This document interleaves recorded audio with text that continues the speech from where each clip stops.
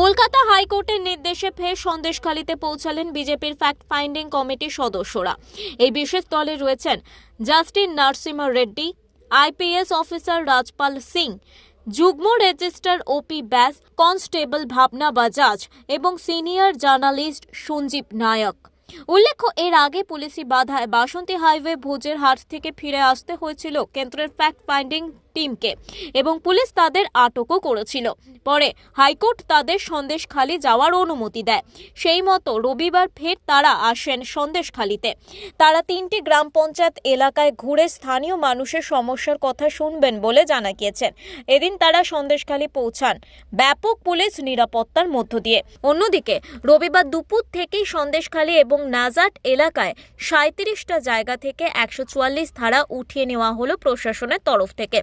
তবে সন্দেশখালী এবং নাজাটের 12টা জায়গায় এখনো 144 ধারা জারি রয়েছে। We will meet the people, those who have sent their grievances to us. Our committee will hear them and we will file our own report. Sukanta Chattopadhyay এবং অরিন্দম হরের রিপোর্ট, ওঙ্কার বাংলা।